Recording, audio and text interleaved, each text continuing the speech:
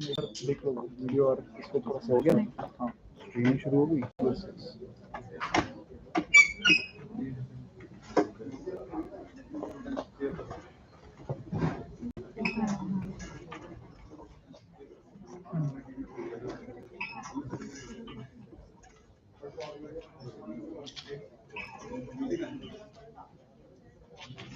Angle सही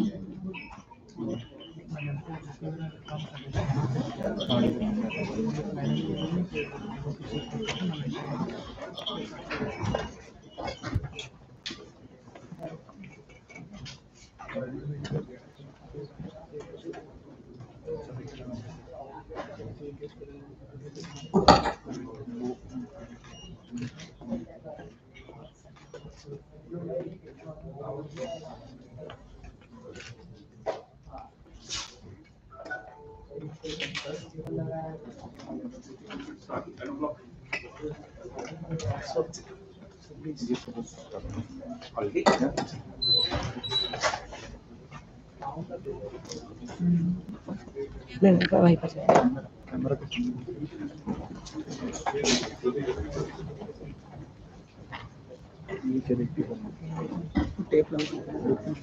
A very good morning to one and all present here. Respected Director of IIM Indore, Professor Himanshu Rai, faculties of this institution, esteemed guests, respected dignitaries, and ladies and gentlemen.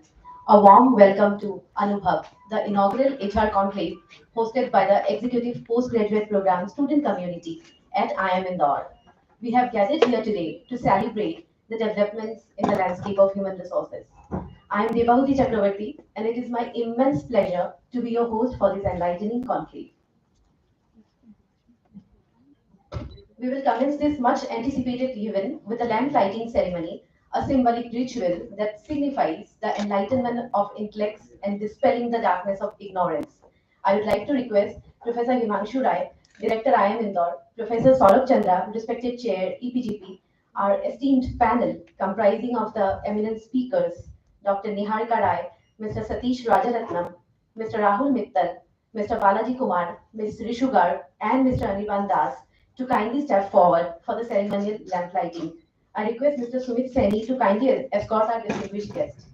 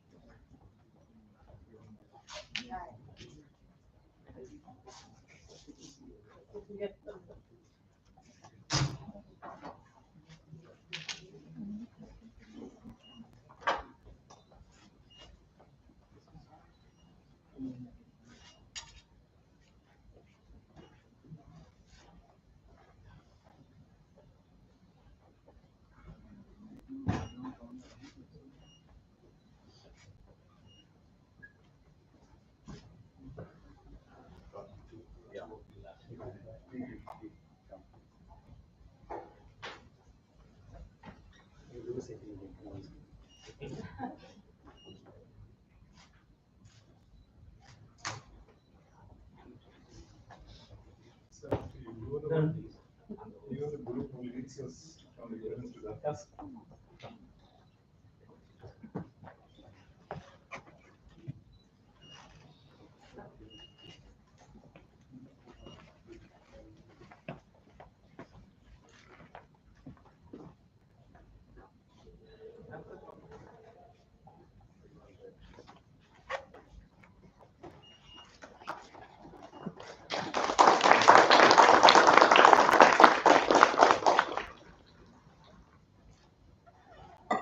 Thank you very much, sir. Ma'am, you may please take your seats.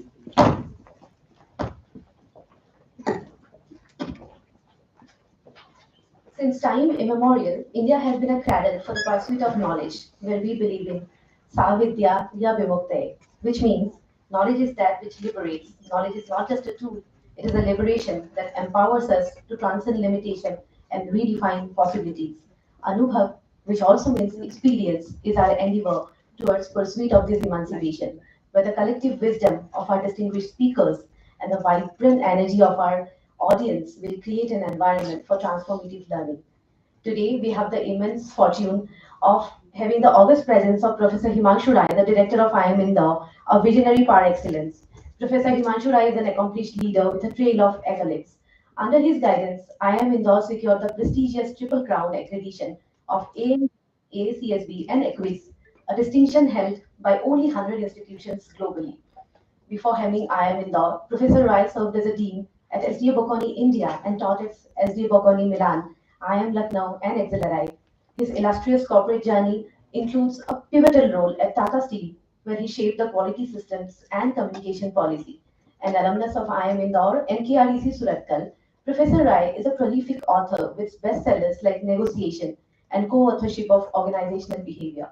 A sought-after trainer, he has honed the skills of over 25,000 professionals in negotiation and leadership across government and private sectors. His expertise extends to consultancy for Indian industries, governments, state governments, international organizations like the World Bank.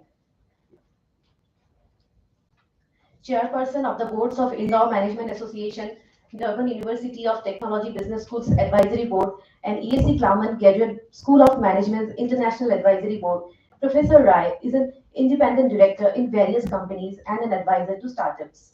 His personal initiative, the Center for Conflict Management, resolves interpersonal and interpersonal conflicts among youth globally. His accomplishments are adorned with the NTSC Scholarship, Infosys Fellowship, LMA Outstanding Management Professional Award 2022, and recognition as one of India's 25 most influencing voices on LinkedIn. By his professional achievements, Professor Rai, Beyond his professional achievements, Professor Rai embraces yoga and considers the Himalayas his spiritual sanctuary. Passionate about mountaineering, he has conquered Kilimanjaro, Everest Base Camp, and other peaks, fueling his love for adventure. An enthusiast of cuisine, dramatics, reading, and music, Professor Rai's life reflects a captivating blend of intellectual pursuits and artistic exploration. To set the tone for this event, we will begin this session with the honor and privilege of listening to the welcome speech by the esteemed director of IIM Indore. Without further ado, I request Professor Himanshu Rai, sir, to kindly come forward and deliver the keynote speech. Request you to kindly escort, sir.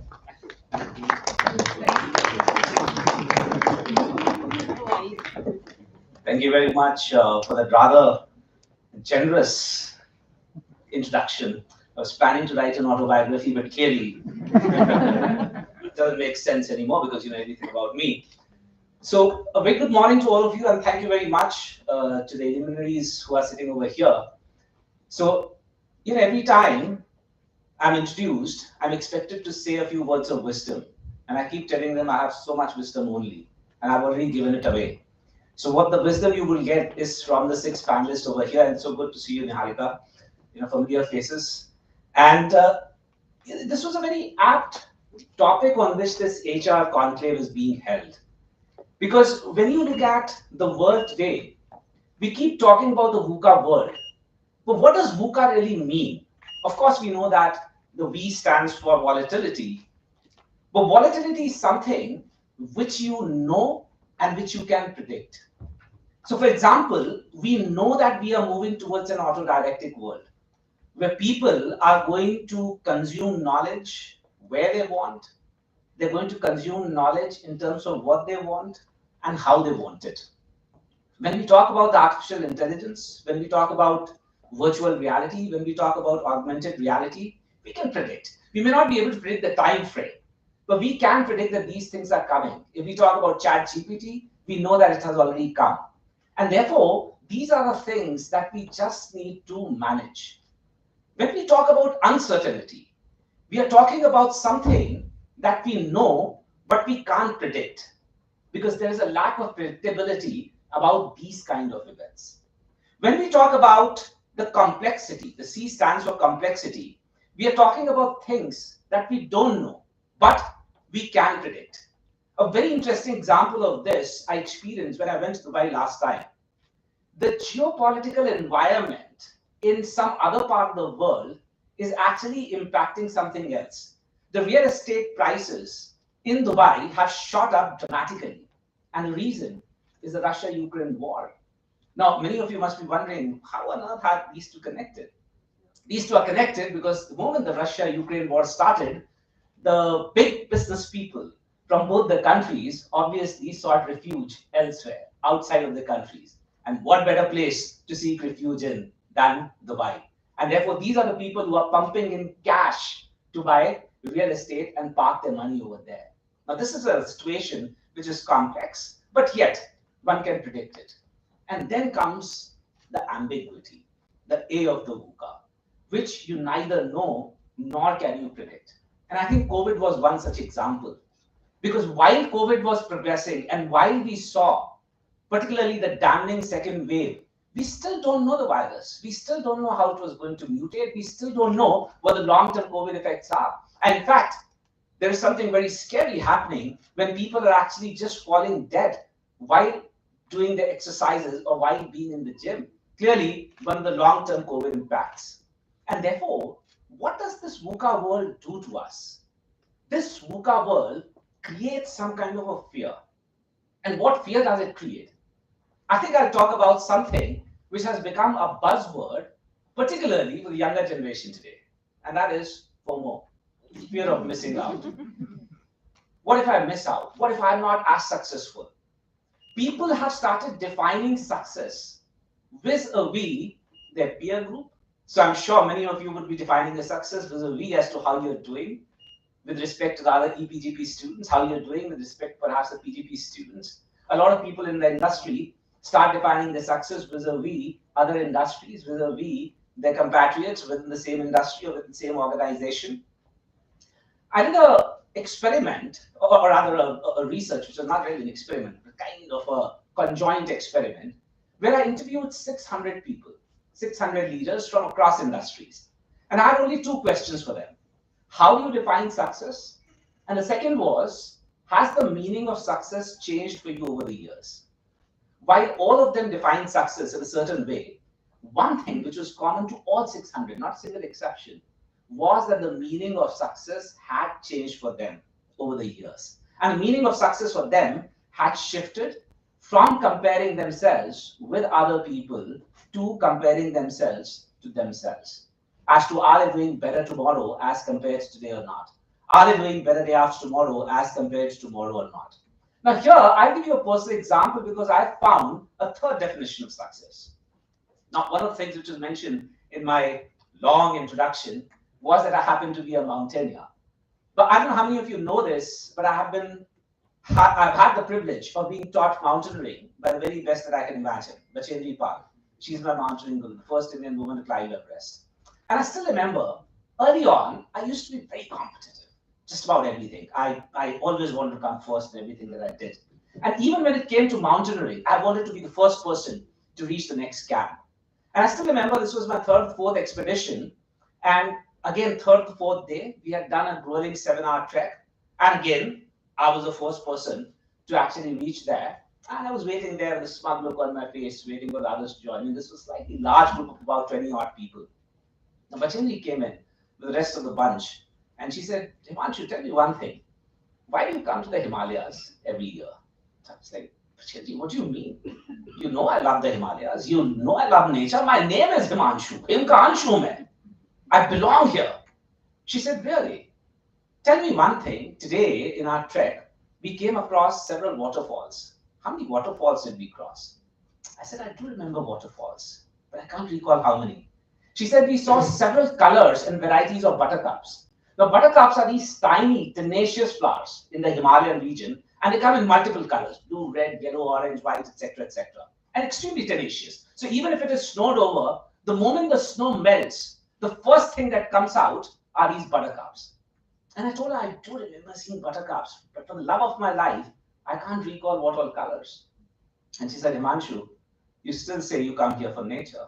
You still say you come here for Himalayas.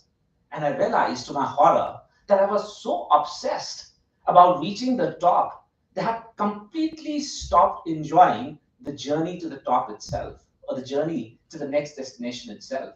And much to my horror, I realized I was doing the same bloody thing to my life. I was so obsessed about the milestones in my life that I'd completely forgotten that life was what was happening to me between those milestones.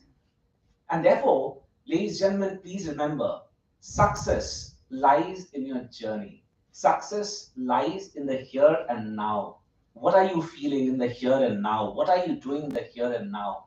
Are you making progress towards your vision here and now? Success does not mean how you are doing vis-a-vis other people, be it in your own cohort or be it otherwise. And therefore, to combat this FOMO, I'm going to give you a coin. This coin consists of these four elements, COIN. The C of the coin stands for conscientiousness. Conscientiousness. How disciplined are you? How organized are you? How trustworthy are you? And conscientiousness is also about managing your time very, very well. Making sure that you're focusing on the right kind of things. Because if you want to navigate this VUCA world, you have to make sure that you're making the best use of your time. A lot of people, while after they listen to my introduction, they say, how do you manage to get time for all of these things? I have a very simple formula. First of all, I'm an unbelievably selfish person. I spend time only on things that I like. And therefore, I will give you my secret away. 12 years back, I took away my TV connection. Why? Which means I still have a TV, which means it has, I can see Netflix and Amazon Prime on that, but I don't have a satellite TV connection. Why? Because 12 years back, I realized I did not want to know what the nation wanted to know. I was very, very clear what I wanted to know. And what I wanted to know, I could get in the newspaper. And if I wanted it immediately, subsequently, Twitter came in. Now, how did that help me? Earlier, the moment I would get back from the office, I would switch on the TV. And then no matter what I would be doing, the TV would be on. So even if I would be eating, I would be, if I were reading, I would be, so I would be distracted in everything that I did. So not only did I not pay attention to the thing at hand, but I also took more time to do something which would have otherwise taken less time. And therefore, by simply removing the TV away, I managed to unlock a couple of hours in my life. Now, I'm not saying that's going to work for you as well. You need to figure out, are you spending time on things that you truly want to? And that is the key to being conscientious. Another key to conscientiousness is trying to avoid procrastination.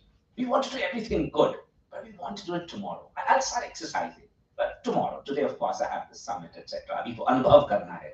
Kal se karenge. I have an Ayurveda guru. He used to tell me a very simple thing, which I first thought was pretty bizarre. But then when I started actually applying it to my own life, I realized that it actually works. He used to say, Himanshu, people procrastinate because of something called pramad. Pramad is the time difference between the time you get up and you get off the bed. The longer this time period, the more pramadi you are, the more pramad you have. And the lesser that period, and if it is zero, which means as soon as you get up, you also get off the bed, you will not procrastinate. Now, I thought this doesn't sound right. But when I actually started practicing it, I realized that was right. That was true. Why? Because if you're starting your day with procrastination, that actually spills over to the rest of the day, it spills over to the rest of the days, it spills over to the rest of your life. So if you can block it right in the beginning, in that case, you will not procrastinate. And therefore, try and bring this element of conscientiousness in your life. The O of my coin stands for openness. Be open to experiences. Be open to learning from each other. Be open to learning even from people who you do not think may have something to give you. Because please remember one thing, knowledge is proprietary, wisdom is not. You can get wisdom from anyone and anything. One of my professors from IIM Indore, you would know him. He used to say one thing. He used to say, Himanshu, ज्ञान वर्षा हर समय हर स्थान पे होती है. प्रश्न ये है कि तुम उस ज्ञान वर्षा में सुराही लेकर के गए हो कि घड़ा? क्योंकि अगर सुराही लेकर के गए हो तो उसका मुंह इतना छोटा होता है कि उसके अंदर कुछ भी नहीं जाएगा. Which means when you talk to people, do you talk to people with an open heart or not? And the second and more important thing is, घड़ा तो लेकर के गए हो, कहीं भरा हुआ घड़ा तो नहीं ले गए हो, क्योंकि वो पहले से यदि भरा हुआ है तो भी उसके अंदर कुछ नहीं जाएगा. Which means, do you go to people with an open mind or not? Because if you are here thinking that you already know everything about HR, be it people on that side or be it people on this side, then you're not going to learn anything new. But if you approach people with an open heart and open mind, You can learn from everyone and everything. I mean, look at yoga. Look at the asanas in yoga. Singhasan, Bakasana. Where have we learned from? Animals. We have learned from inanimate objects. Parvatasan, Vrikshasan, Talasana. All you need to do is to have an open mind and an open heart. The I stands for integrity. Now, integrity is a slightly tough word to explain, because if you look at the Western philosophy defines integrity as walking the talk. However, the Indian philosophy goes 2 steps ahead. And the first thing it says is, Manasa Vacha Karmana. Say what you mean and then do what you say. And the second thing it says is that whatever you think, say, or do has to be for the universal good and not for the good of the individual. Sarva asha mam mitram bhavantu. Sari dishaye meri mitram. Sarve bhavantu sukhina. Everyone should be happy. Everyone should be prosperous. And therefore, to get this element of integrity, you need to have emotional intelligence. Now, I don't want to give you the theory of emotional intelligence. I know that you know it all. But one of the things which is extremely important as leaders of tomorrow and obviously leaders of today is that you need to develop something that I call reflective listening. There are 2 kinds of listeners on this planet. One who listen to respond, and second who listen to understand. Majority of the people belong to the former category, they listen to respond. And how do you identify these people? These are the people who will start answering your question even before you have finished asking it. Or you're still in the middle of your question, they'll start doing this. Please note that the moment the other person does this, it really doesn't matter what you ask, because uttar to usne soch liya hai. Aur uttar aapko wahi milega. But what you have to try and become is a person who's listening to understand. Please remember, as you step into the world of HR, remember one thing. The day your employees stop bringing their problems to you, you have failed as a leader. Why? Problems never go away. There's no end to the problems. The only reason why people will not bring problems to you is if they believe that you can't solve their problems, or if they believe you don't care. Either which ways, it's a failure of leadership. And therefore, get into the reflective listening mode and try to understand your people. And finally, the N of the coin stands for networking. Now, this is very interesting because this itself is a networking kind of an event. Why is networking important? Now here, I mean, pardon me for preaching to the choir because you're only HR experts over here. But there was a Charlie called Luthans, a sociologist. We, of course, teach the organizational behavior. The Luthans and his team, they did a very interesting experiment. They created 2 hypothetical constructs. One was called effective leaders. The other was called successful leaders. Effective leaders were those whose subordinates, peers, and superiors said that these people are very good. Successful leaders were those who got the maximum number of promotions in a given time period. The first result of this study was that these were 2 separate cohorts. Now that's counterintuitive because you would imagine that effective leaders should also be the ones who are successful. And then they dug deeper to find out what did successful leaders do differently as compared to effective leaders. And what they found out was that while on 3 elements of leadership, both of them spent equal amount of time. On the 4th element of leadership, successful leaders spent 80% more time as compared to effective leaders. And that element was networking. And please remember, networking does not mean randomly piling on. Networking does not mean sending add friend requests on LinkedIn or Facebook or Instagram, etc. Networking means that you should try and talk to people who are different from you. What do we do normally? Now, there was this experiment we carried out. I was taking a session in one of the Ivy League colleges in the US. And there's this, not a friend really, but she's an acquaintance of mine. She was trying out an experiment. She said, Himanshu, do you want to join in? I said, yeah. What we did was we invited 200 random people into an auditorium such as this. And once they, that's a huge university, tens of thousands of students. And if you invite 200 random students, very unlikely that they would know each other. Once they sat down, she said, look at the person that you chose to sit next to when you came in and see how similar that person is to you. And lo and behold, that was the case. If a Caucasian white were to enter, he would first look for a chair next to a Caucasian white. If an African American were to enter, he would first look for a chair next to an African American. If an Indian were to enter, he would first look around, brown skin, brown skin. And then he would go and sit next to a brown skin person. And then it got bizarre. A fat man was sitting next to another fat man. A A woman with tattoos all over her body had chose to sit next to another woman with tattoos all over her body. And that is when she started talking about similarity attraction theory. We feel more comfortable with people who are similar to us. And then we said, break that habit. So to my EPGP students as well, if at all you meet in the evenings and if you say, okay, sare Mallu, hum log ek saath baithenge, sare Bihari, hum log ek saath baithenge, you'll have the same darn conversation over and over again. And therefore, what it means is when we talk about network is you should talk to people who are different from you, come from a different background, who come from a different region, different religion, different cuisine, different cohort. Talk to students who are not EPGP students. Talk to those faculty who are not going to teach you, because that is when you build your network. So eventually, my final message to you is, once you have this coin with you, spend it wisely, which means always make the right choices in life. And what do I mean by this?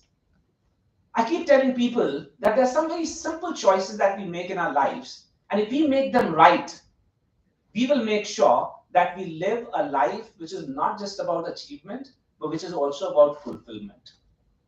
For instance, getting angry at someone for something that the person did is natural. Staying angry for a lifetime is a choice. Disliking someone for something that the person did or did not do is natural. Nurturing hatred for a person or a community for your life is a choice. Feeling guilty for something that you did or did not do is natural. However, beating yourself up for the rest of your life is a choice. So ladies and gentlemen, make the right choice. Spend your coin wisely, and you will be a person who will be happy for the rest of your life. Thank you very much, and once again, a very warm welcome to the summit.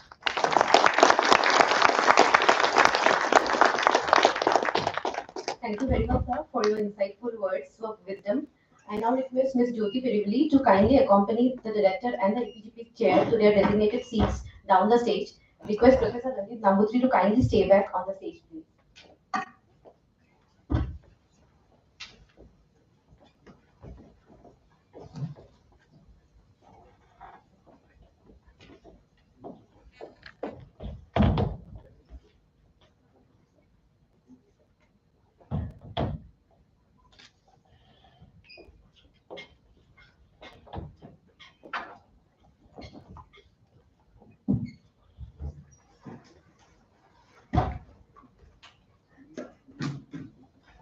Ladies and gentlemen, it is my pleasure to introduce you to our esteemed moderator for our first panel discussion.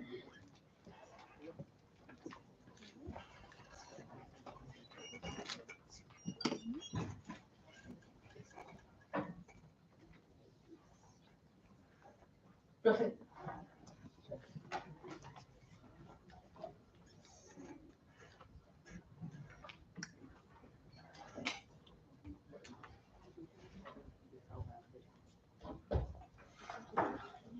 Professor Ranjit Nambutri, a faculty at IIM Indore, who is a seasoned academician and a thought leader in the field of human resources and management. Professor Nambutri brings a wealth of experience and expertise with a distinguished career spanning both academia and industry.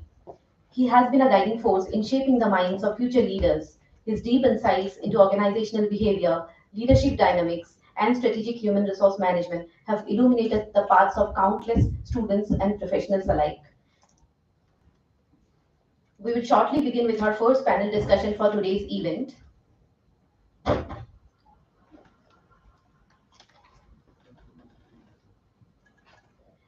As our moderator sir has already assumed his chair, we have now come to what we all have been waiting for. It is now my immense pleasure to introduce you to the esteemed panelists for today's panel discussion.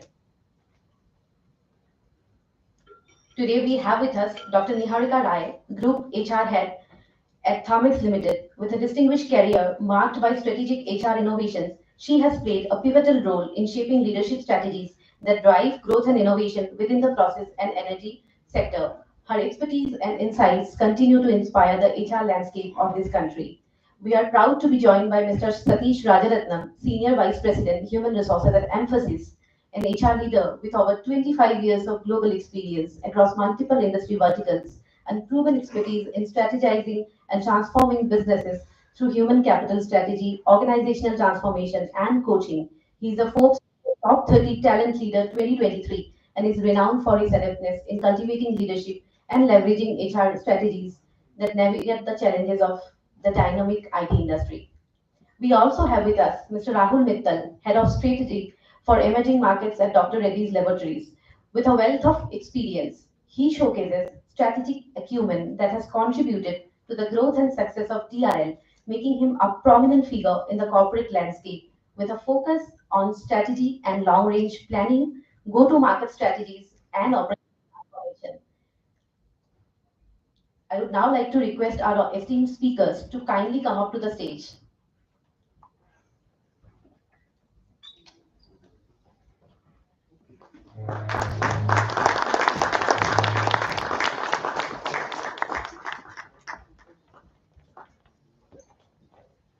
So, ma'am, please take your seats. I would request Professor Ranjit Nabutri to kindly felicitate our esteemed speakers with a flower bouquet.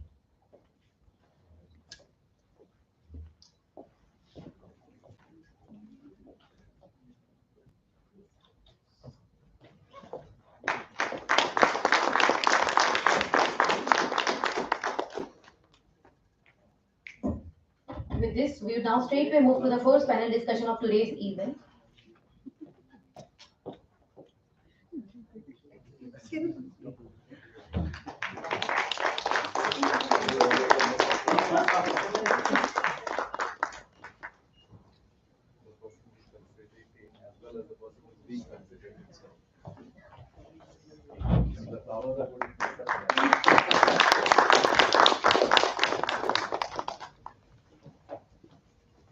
Thank you very much, sir. With this, we'll now straightway move to the first panel discussion of today's event. The theme for our first panel discussion is Building Leadership Pipeline, Identifying and Developing Future Leaders, wherein we'll delve into strategies and practices that identify, nurture, and develop the leaders of tomorrow. Sir and ma'am, the stage is yours. Thank you, Devoti. And am I audible back there? Yes. Very good morning to all of you. I think this has been a wonderful start to the HR Conclave. And I would like to once again welcome our esteemed panelists and also thank them for their time on this weekend to come here and share their expertise with us. So the first panel essentially is going to look at development of a leadership pipeline. And this is an interesting topic because in the management domain itself, we have more than 100 years of research on leadership. And if you throw in sociology, political science, then you're looking at several centuries of research on leadership. Despite that, there are some very enduring debates in the context of leadership. None more so than the nature versus nurture debate. So is leadership about your characteristics? Is it about your traits? Is it about your behavior? Is it contextual? Is it about your one-to-one skills? Is it about decision making? So there are a lot of complexities involved in that. And then you throw into the mix, the VUCA world, which our director just spoke about. So in that context, I think it's despite the fact that so much is already known about leadership development and talent management, I think there's a lot more to be known. And while your three terms over here would have exposed you to some of the cutting edge concepts on leadership, we are here to to listen from the gurus of practice. So I think this is an opportune moment to understand how leaders can, or how leadership development programs run in the institutes or organizations in today's business context. So we'll kind of keep this panel a little semi-structured, where I would request each of the three panelists to share their wealth of experience with us in terms of leadership development and talent management. And then we'll probably make it a little freewheeling and look at 2 or 3 specific issues that they would talk about. I would urge the audience to keep their questions so that we have a Q&A session towards the end where they can reach out to any of the panelists over here and then ask their questions. So hopefully that's the format that kind of works for all of us. So without further ado, I would like to ask each of the panelists to spend a few minutes talking about their experience in leadership development, succession planning, talent management, and some of those important areas that they've been working in or which they've experienced as part of their senior position in their organizations. So once again, welcome to all of you. Thank you very much, and let's look forward to a very interactive session. Thank you. So do we go ahead with round of introduction? Yeah, exactly. Then we can start. Exactly. Yeah. Hello, everyone. Hello, sir. Yeah, I'm Rahul, and I head the strategy for emerging markets at Dr. Reddy's. And so I look at about 35 countries in total, right from Australia, China, Russia, CISR, North Africa, South Africa, to LATAM. Key responsibilities which I look at, and this I'm the only one who appears to be from the strategy side or the business side, and everyone here are accomplished HR personnel. But where my kind of focus comes in is where we design the 2B stage where the firm needs to be. So I kind of work with the CEO, we crystal gaze into the future, how the firm would look like in 2035, 2040. And then we work backwards in terms of capabilities, in terms of team structures, org structures, which we need to build, and the capabilities which we need to evolve. So I think that's my key focus area in my current role. And besides that, I have about 10 years of consulting experience, and I'm a regular recruiter at IIM Indore, coming here for the last 7 years as part of my various organizations I've been a part with. So I think that's good for an introduction. I'll allow other panelists to then sit there. Thank you, Rahul. So good morning, everybody. I'm Niharika, and I must acknowledge that the team over here has a knack of putting simple things in such a perspective and such an elaborate manner. I was hearing what they would do, right? She was saying, and I said, is it me only? Is it my profile that they are talking about? And so thank you so much for giving such a beautiful introduction. I take care of HR for one of the business units in Thermax, which is into EPC and services. That's where PNES, which is Project and Energy Solutions business, comes in. I have experience in EPC. I have worked with Honeywell. I have worked with Tata Group companies, largely into IT, automation, industrial processes, and distribution. That's the experience. I just wanted to share with Rahul that I feel that the best partners for HR is finance and strategy. Strategy tells you that where the organization is going, and finance tells you what is the bandwidth that I can have to get there. So that's where strategy and finance people have been my best partners. So, and I'm really excited to be here. And as director said that the two, the C and the O. So I'm really looking forward to have interaction and learn from all of you. So thank you so much. Thank you. Yeah. Thank you, Niharika. First up, thank you so much for inviting us and getting this organized. But I'm going to go back and relate to what Professor Himanshu spoke about the end part of it, and that's something I relate to from a stack line perspective, and then the rest, right? Quick heads up, outside of what was called out, I'm responsible to build talent for the organization. That's something that I do. What I've also picked up is outside of HR, so now I'm not just part of HR, but I'm outside of HR as well. I'm passionate about tech. I started my career as a tech, into networking and so on, and accidentally become an HR as well, right? So moved into this tenet. Having said that, I also lead the capability building for the hyperscalers in the firm, which is the next-gen cloud practices and so on and so forth. So outside of HR, I do that as well, partnering with the OEMs and others. But getting back into what we are and what we talk about, I guess the misnomer is that leadership is only for higher ranks within a firm. I guess we should start looking at our entry-level leaders.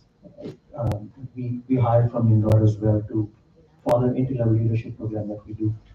That's very, very critical, right? Quite often we relate to leadership as only with gray hairs or 20 years, 2 decades, 3 decades out, and you become leader, which is not in my purview. Maybe we could figure out during our session. I want to leave with that thought. The other part is, and I really want to go back again to the end part of it. I also have another profession which excites me through the journey. I see a lot of flowers and buds on the journey as well. I'm an illusionist, a mentalist, battle profession as well. I get to see a lot of journey through that. I get to touch a lot of people's life through that as well. Not in the therapeutic side, but at least to getting connected with them and so on. So maybe we'll bring in both aspects to it when we get deeper into the conversation.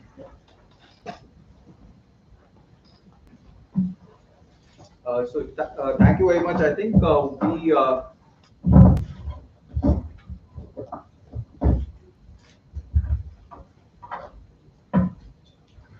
so maybe it might be a good idea to kickstart our proceedings with looking at the business environment around us today, and especially post-pandemic. I think some of the trends that we are witnessing is that the employer-employee relationship has changed over the years, and you people are front and center to it more than us. So you have, the Gen Z people coming in, and then you have new ways of working. You have remote working, etc., happening. So people by choice, and I think the director spoke about choice. People by choice opting for less rigid contractual arrangements with the organization than before, and then people also as you said, that people have second careers, so things that they are passionate about. So my question to the panel was, and I would request each of you to share your experience on this. How does that impact the leadership development process? Given that, for instance, if I look at the gig economy, people who are actually front-facing or customer-facing may not even be looking beyond a few hours in a week as part of their engagement with the organization, which is very different from what maybe you and I did when we were part of the organization. So how does that really impact your planning for leadership development, succession planning, having a gene pool of leaders, etc.? So maybe we would like to hear from you on this particular topic. Yeah, we can make it freewheeling, so any one of you can take the lead. Right? Yeah. In fact, pandemic, like what Professor Himanshu spoke about, has opened up a plethora of avenues, not just from leadership, but other perspectives as well.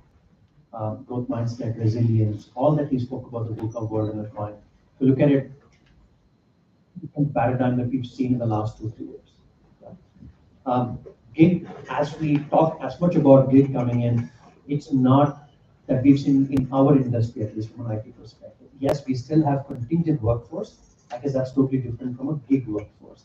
There are still talks around moonlighting and so on and so forth, which is still not structured as much as it should have by now, but it's still on the cloud, right? Few are for it, few are not for it. The discussion is on, right? But having said that, how do you build leadership? Like I said, I did a research on IQ, EQ, and AQ. Sorry, a lot of abbreviations. IQ and EQ is something that we reflected on right now. IQ is the part that you see on the top of the iceberg. The rest, the EQ is something that Professor spoke about, which is where we did a lot of work around, right? And like I said, across all tenets of first-line managers, first-line leaders, mid-level managers and leaders, senior managers and executives, right? So EQ is something that we thought, look, things have changed a lot. It is no more I see you, you see me every day at work. It is all hybrid right now, in most cases remote. Given that scenario, how do you still be and live values of your EVP in a firm? So that's very, very critical. How do you thrive together as the end part of it? How do you collaborate as a firm together for a common purpose and a goal that you meet out to the customers as well outside, right? Because in the delivery organization. So that's very, very critical. So the way that we started looking at development, right? It could be managerial, leadership, coaching, mentoring, whatever name that you want to coin and put together. But the way we looked at development itself had changed in the last 2-3 years. Yeah? So it's no more getting someone into a classroom and telling them, look, this is how you do time management, this is how you do result orientation, this is how you do storytelling. Well, yes, those are now in most cases have become a hygiene factor. Yeah. But inherently, let's take, for example, I'm sure most of you have read Daniel Goleman's book, right? What are the 5 tenets of emotional quotient? Knowing about self and being self-aware, I think that's something we started inculcating as leadership development, which is very, very critical, right? A critical competency is about how do you know thyself? Yeah. And that's what our professors rounded up very well from a coin. How do you use the coin in what situation and to what extent, to what velocity? So that's something that we started deep diving into from a leadership development perspective, right? The second one is about social. Right? Daniel spoke about the social environment as well, right? as much as you know about you, how much you know about the environment that you strive in. What is your competition landscape? What is the microeconomics? What's the macroeconomics? For example, we started doing sessions around, hey, the GDP of our country is heading towards 6.8 plus, whilst the GDP of all other economies, developed economies are so. If that's going to be the impact of the example that Prof gave around the reality price differentiation, what's going to happen to us within the IT industry? Yeah. Increasingly, if the spend is getting cut, how do we get that spend back into specific customers? Can we get into zero cost transformation kind of a program? We're going to go to the CIO, CTOs and tell them, look, you don't have to spend as much, but we will transform your entire technology landscape, and this is how we can achieve. You can do self-funding because you're going to fine-tune this and give it back to you. That needs thought leadership. That needs operational leadership. Yeah. So we started building everything grounds up from a, for want of better words, EQ perspective.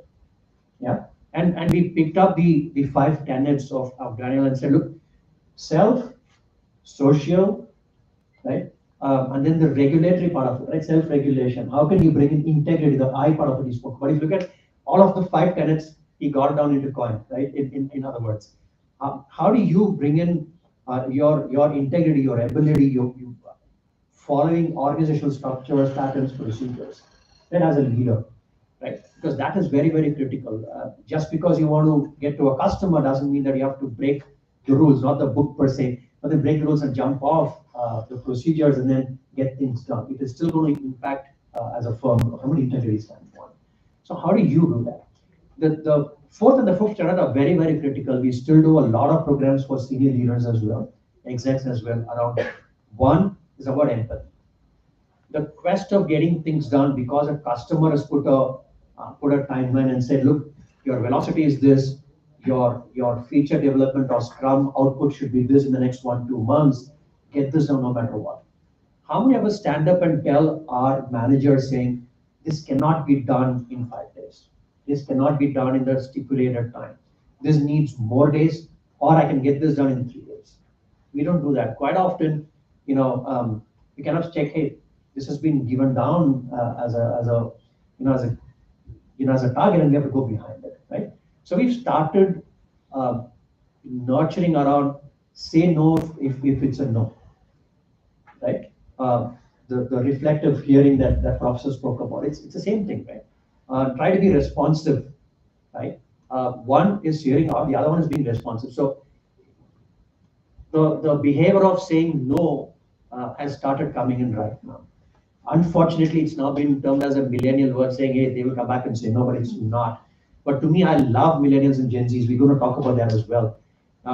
Those are the guys who perfectly say, look, in 8 hours of work, 9 hours in a day, I can get this and I cannot get this done. I think that's the way forward. And that's if you go to Western countries, beyond 5 o'clock, you can never have someone kind of pick an assignment game. Yeah? But here, you know the way that we work. We've been brought up that way, right? Our cycle is like that. Look, no matter what, 6:30, your manager calls and says, can you pick this email? I say, yeah, I'll do that. Right? 7:30, you close out, 8 o'clock, you leave. So I'm not saying you shouldn't, but I'm saying regulate that to a large extent. So we started coaching and mentoring around those specific areas as well. Not just for for the team, but also for the leader saying, look, beyond 6:37, be mindful of it. Yeah. Else, the container can only take as much, right? Else it will overflow. It doesn't make sense. The productivity is not as much. The outcome is not going to be the way that you expect that to be. So it's good that you move it out to a later date, right? So that's something that we did. The last part of the 5 tenets is about motivation. So it's not about being, or we have a lot of these plethora of leadership programs, right? Servant leadership, situational leadership, and all of them. There's a lot of tools out there. You run a DISC, you run MBTI, FARBs, and so on and so forth. But end of the day, as a leader, if you're not there to motivate others to perform their job, right, it defeats the purpose. Yeah, that's something we started. Not that we've not been, but then we started enhancing that part of it. Given the macroeconomic situation that we're in, given the tightness that we see in the market, going to a market or delivering what customer expecting, in a very, very shorter duration has now become a daunting task. Given that, how do you be with them, right? How do you be with the team? And as a leader, how do you motivate? One, intrinsic, two, extrinsic as well, right? How do you do both side of it? And that's why Balaji and I were catching up this morning around, with the AIs and digitalization coming in, we've started forgetting the hygiene factors of being human. Yeah. No matter what AI technology that comes in, those will enable you to take decision, but that will not take decision. Yeah. And that's all the more reason why motivation is very, very critical. So from a development perspective, across levels in our organization, across hierarchy, we put these 5 critical tenets out there and saying, how do we enhance our efficiencies on all these 5 as a critical tenet as a leadership? Again, when I say leadership, it's not just level, it's across the experience level we talk about. So that's a change that we brought in. It's helping us big time, especially in the hybrid world that you're talking about. People are able to connect with the same team member sitting across the border globally, wherever he or she is. That's helping us big time from an outcome standpoint. So I'll pause there. Thank you. Thank you. Maybe we'll ask the other panelists also to pitch in with their experiences, and then see if we can add to that.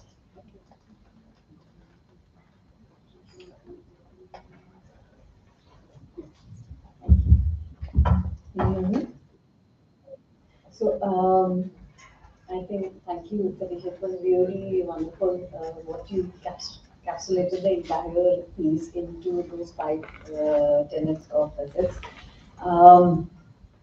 I just want to share my experience in the space of leadership development. So fortunately, I have been part of the organizations that got touched with what's happening currently, the VUCA world, a little later than what may have happened in the IT industry or the semiconductor or all these industries, because I've been working with organizations that have come from maybe engineering, industrial, that kind of segment.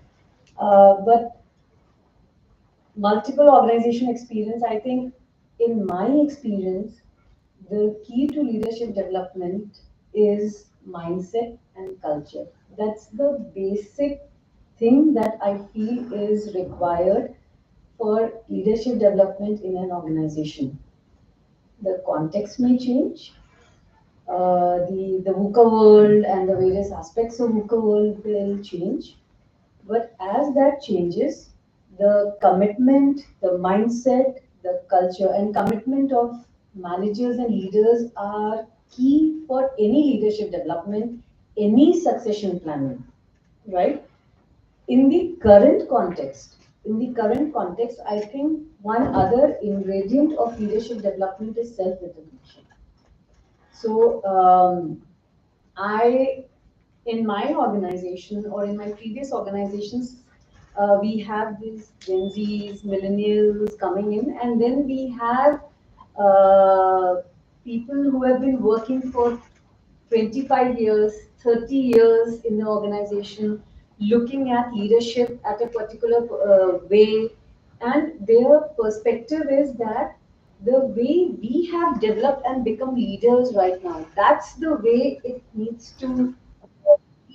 Going through the fire and then coming to this stage. That has been the mindset. So very important, whoever is working in this space, whether it's a strategy, because you have to have a different mindset, different competencies to deal next 30 years, 10 years, 15 years, or next 5 years. The first thing I feel is to start with the mindset and culture of the current organization.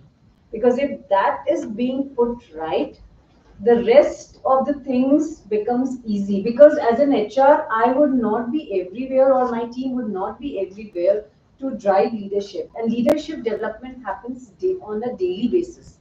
A person needs to be developed not only through the different programs and structured interventions, but on a daily basis through various conversations, through various interactions. So that is first thing that I feel is critical for leadership development. And self-determination becomes very important in the current context because, for example, if you guys go and join the organization, in 2 to 3 years, you will know where do you want to go, how do you want to go, and what is it that you require. So what you need is, as a stepping stone, is resources available to you when, how you want. So commoditization of opportunities, resources in the current context is one big thing that I feel, in my experience, is going to impact leadership development. So small things that the employees can look at, explore, experiment with, that will help them understand that what is the path that they can take. And last thing that I just wanted to share was, which we picked up in my previous organization, is how do you use the current context and customize it to your environment. So gig. I think 4, 5, 6 years back we started talking about gigs, and then gig economy. I think all of you would have heard of gig economy and all of it. What we did was utilize that concept and put it in our context.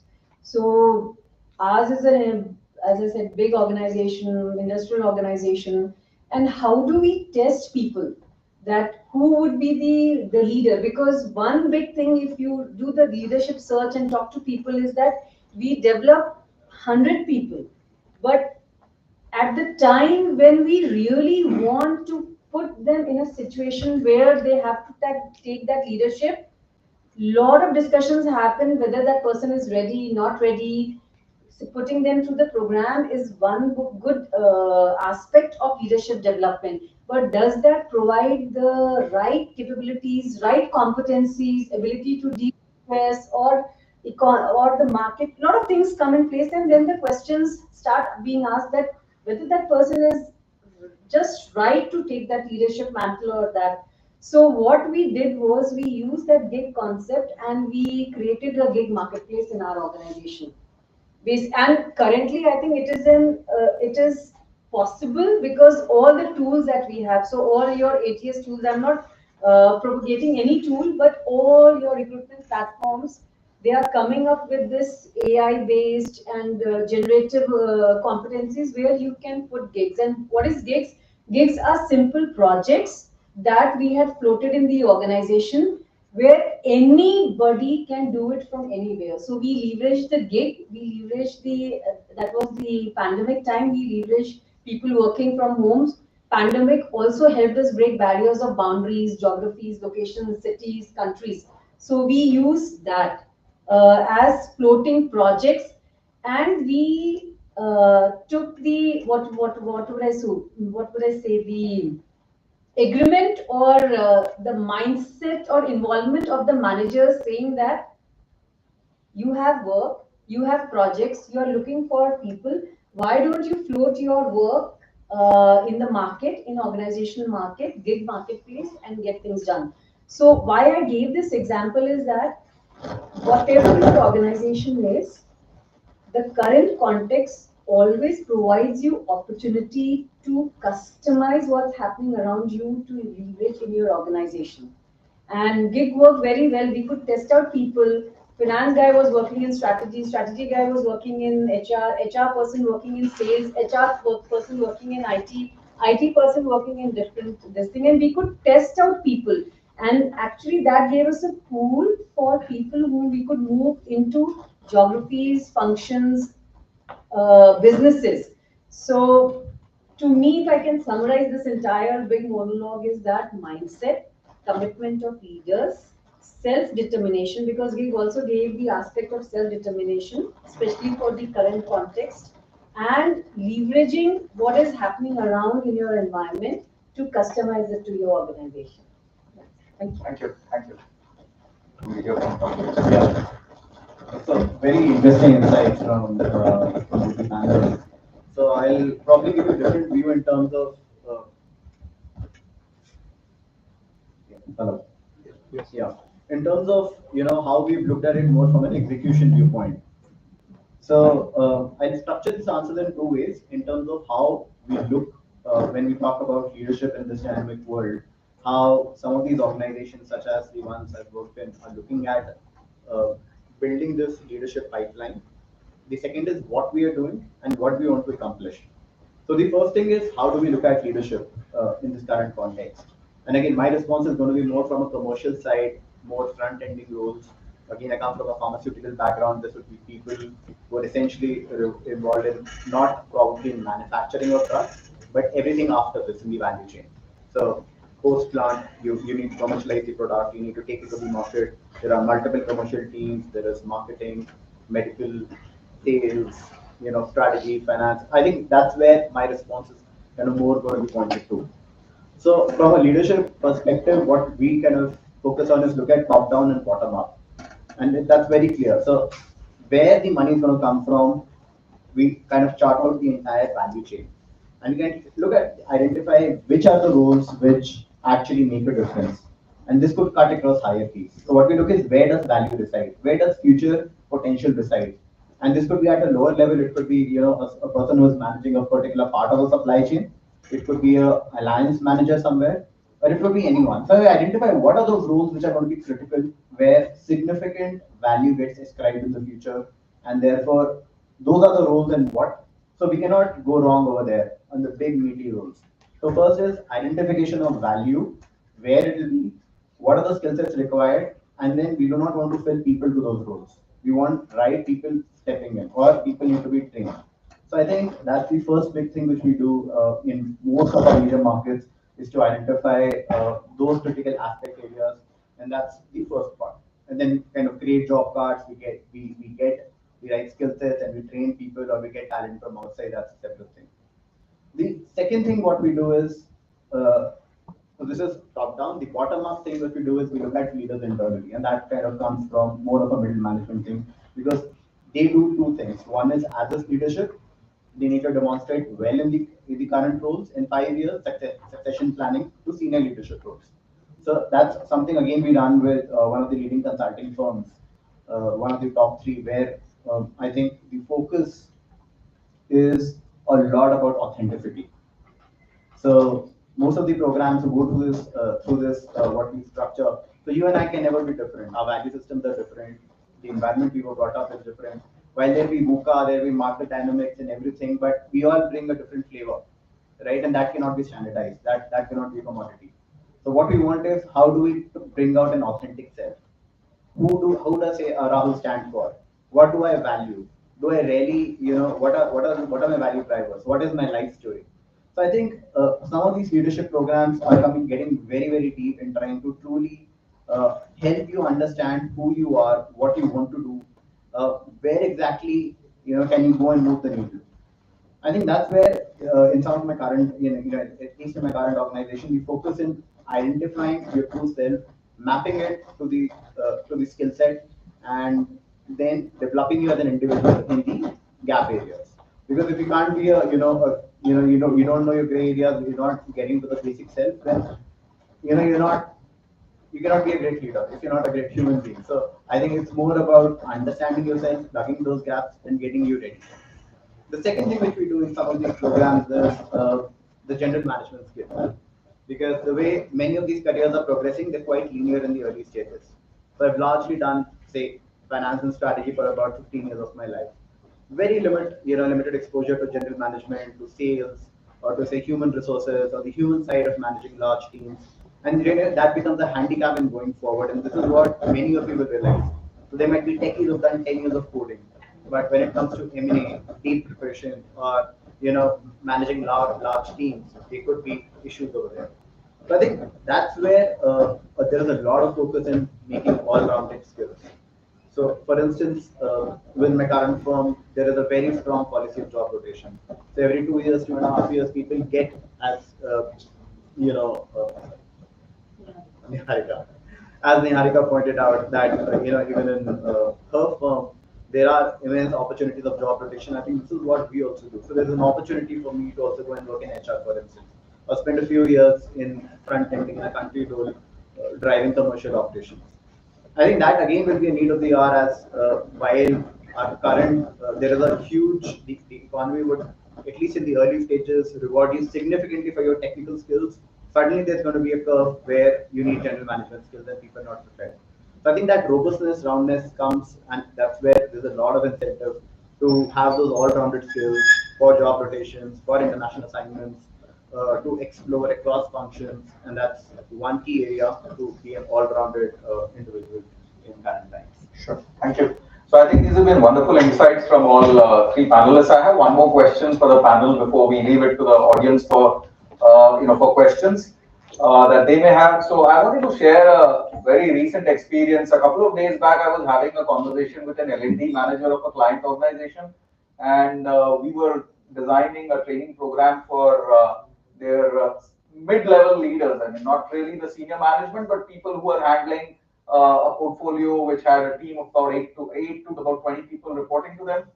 And what I heard repeatedly during that conversation was that post the pandemic, they had moved a lot of their L&D to online tech-based training programs. And while they found that there was a definite advantages to having that, but they were really missing the the in-person contact-based teaching or learning that really happened.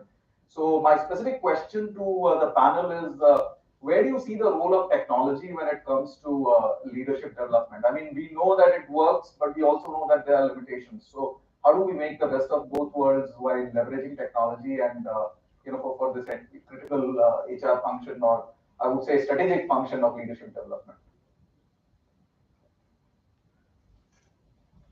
But I'm a firm believer that no technology can transform PH in HR. Right? I'm a very, very strong believer in that. Again, a conversation this morning over breakfast is on the similar lines as well. People tend to look at, quote unquote, without mentioning the product again, what LXP do you have? What LXP do I have? What platforms do you have? Right? Look, that's only a window to a building. Right? But the foundation is, how many of us have read through and decided, look, how do you understand? Apt moment to talk about technology. Yeah. I can go on. Right? Yeah, sure. So the point is, Mic is on. Yeah, mic. okay. Sorry for the glitch. Yeah, speakers are on. So the point is this, right? No matter what glorified, wacky learning platform or LXP, learning experience platforms that we have, unless we are clear in terms of, let's say, Peter Singh said, look, how do you create a learning organization, right? How do you create systems thinking, right? Unless we are clear with the foundation, no matter what fancy paint or window or flowery stuff that you're going to build on top of it, it's just not going to hold good, right? So to your point, yes, technology has transformed the way the push and the pull work, quote unquote, in the L&D parlor. How many mandatory program you push versus how many that I would want to learn myself and pull it into my learning plan and go behind it. What technology has done is given a clear path in terms of, if I were to rotate out into a finance role or a tech role or a program management strategy or supply chain role, how far am I from a competency perspective, right? Yes, we wouldn't know unless the role unless the role opens up, you see a JD, you'll have to talk to your manager to figure out, hey, how do I get there? How long will it take? 2, 3, 4 years and so on. But what technology has transformed today is to clearly show right in front of you saying, if you were to grow horizontally or vertically, this is how you are. This is your current baselining of your competencies. This is the gap for you to move from point A to point B. These are the different vehicles. It could be a VLT, webinar, e-learning, whatever, whatnot. You pick and choose the mode you wanted to, the journey you wanted to get towards. But as long as you fill these competencies and build these, you can move either vertically in the ladder or across in the ladders. Yeah. In IT parlance, if you were to move up a developer to a senior developer to a tech lead to a scrum master to an agile coach, or after a tech lead, I want to move into strategy and do a customer facing role and say getting to large engagement management or program management. How do we do it? Right? So the tech is enabling us to do that significantly. Now, employees are much more empowered and more self-sufficient to look at, hey, I can move and take this role, not just keep coding or manage a team, but I can get into a front-facing P&L role. I can get into a consulting role, or I can get into a client-facing role, right? That's the part that tech can bring in. But in reality, like what you rightly said, the personal connect, right, is a big miss. That's my view as well, right? But what we've done to a large extent is, the cliche again is all about hyper-personalization of learning, or hyper-personalization of employee experience for a larger Hawkeye view, right? That is where we're moving towards. No two individuals are same. Though we run programs on Scrum, a team of about 8-9 people get together for a common customer cause and develop and run through as a Scrum deliverable. But if you look at it, each of those 8-9 individuals are from different lines. One could be a developer, one could be an architect, one could be a tester, one could be a front end, one could be a back end, middleware, infra, whatnot, right? But how do you get them to work together, right? That part, unless if you have to cohort and understand end-to-end deliverable of a customer journey, it is a tough task. Right? Yes, we are thriving. The last 2-3 years, we've gotten a lot of changes. A lot of VLT session, which is the next proxy to a classroom session, is helping us. Most of our use cases, like what Niharika you spoke about, are all around, what we call as crowdsourcing, right? No more content-heavy driven sessions. It is all, hey, customer A has this problem statement. How do you solution it?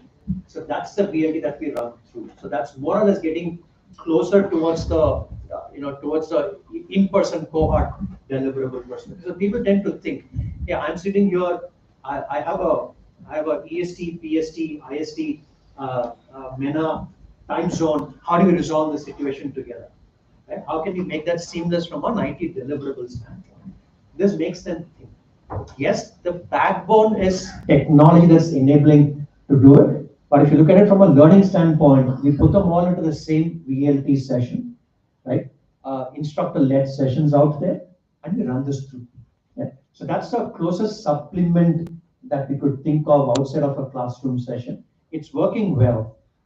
The second part that I spoke about is about reinforcement learning. Yeah, you heard from all of us in terms of bringing in mindset, culture, value, strategy, and the 5 tenets and so on.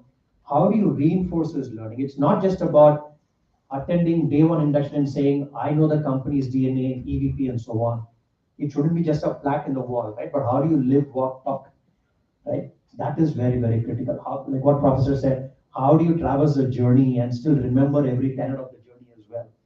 For that, the e-learning helps. For that, the WebEx, the pre-recorded sessions. So for reinforcements, you have, again, technology is getting enabled. For reinforcement, we use a lot of such programs, e-learning and content and SCORM compliant programs and things like that. But to your point, hybrid, yes, it's a different challenge that we're seeing in the last 2-3 years or so. But what helped us is giving back to them by saying, this is your hyper-personalized development plan. No more saying, every month, these are 10 programs from an L&D function we publish, you pick and choose what you wanted to. I think that's become obsolete. Today, we are saying, hey, Satish, for you to grow, and if your aspirational role is this is how you can get there. That is enticing them to kind of put their hat in and say, look, let's do it together. No more saying organization will have to invest on training. It's also the employee side saying, what do I want to become? And I will fetch this from the organization. So that's the transformation that we're seeing today, because most of the gig or millennials or zillennials or Gen X, Y, in fact, Gen Zs, all of them, today's context, want to stay relevant in the industry. Right? Whether you're a leader, today digital literacy is the key. Whether you're a new entrant today into a company, or you're a veteran of 2 decades, 3 decades, unless you're staying relevant with the digital literacy, it's going to be tough to strive and survive, right? So that is kicking in the self-development part of it. And people voluntarily sign up and saying, whether it's a VLT, WebEx, whatever it is, right? Count me in and I'll take it up, right? And if that's going to go very well for my aspirational role, it's a double whammy. So people sign off immediately saying, look, if I get to do this, I get to progress in my career and I get to change my skill portfolio. I get to do something different, something more. That's my view, right? So two sides to the coin. One, bringing in the hyper personalization. Two, very critically using, like what you said, the tenets of technology as well. Both goes hand in glove to accentuate the edge in HR. Yeah. Thank you. Yeah. So I think Satish, you've articulated very well. And so one thing, a lot of training, the way I've seen it evolve from being very, very generic, where standard modules were dumped on people, and then obviously there's less interest, less fulfillment rates. It's now become very, very customized, where people are coming out and seeking what they want. What this does is it builds high level of engagement, and there is high level of completion, and people are genuinely excited. So I think once that happens, once you give people what they really seek and not write any cookie cutter program, then what it leads to is high involvement, and this is what I think we're doing in my current firm, where people are allowed to pick and choose their training programs and modules. They go back, they learn. There are enough opportunities in their current role where they're able to deploy and learn. And also, there are e-modules for for going back and reflecting and revising. What doesn't work probably is the actually, let's say, the human part of its head. The classroom learning, there is no replacement like that. But I think we're back to the old times now. So I think classroom learning and sessions have started again, and we are building in our trainers. We're bringing them in, and then we're also going to many of the campuses in wherever our key leaders are. We've partnered with many institutions so that our leaders can go and get trained. So I think the human angle is coming back. The technology will always supplement. Technology will be a key enabler. So on-demand trainings and learnings, very people-specific trainings and learnings are they bring in a lot of accessibility. Right now, I was reading somewhere that the entire MBA course of Stanford and Harvard is there online. I don't know how true is it, but it's there, it's out there. So if someone has to seek, it's just a click of the button. You can have access to that course. You can have access to those learning. So when they say if you want to learn, the teacher appears. So it's always it always boils down to the individual as well. So if you want to get enlightened, if you want to learn, I think the world right now is heavily democratized, and you can just get learning at a click of a mouse. So I think that's my view on this. Sure. Thank you.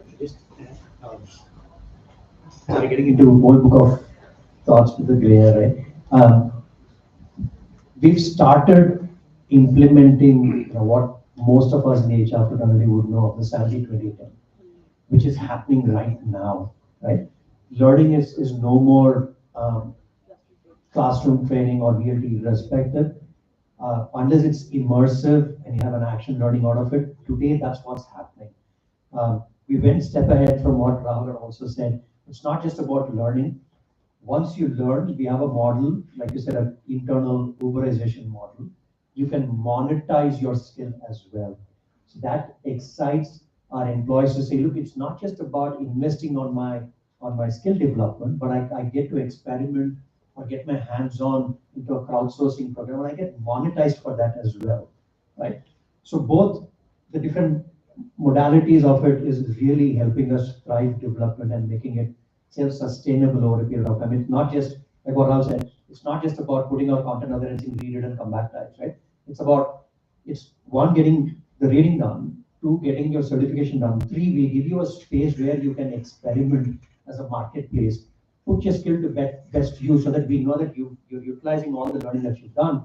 The fourth is, look, for you to do all of these, we also monetize you because you're spending time and effort in learning and deploying the learning into skill and building it for the firm, and hence we will monetize you. So there are different firms that are taking different strategy.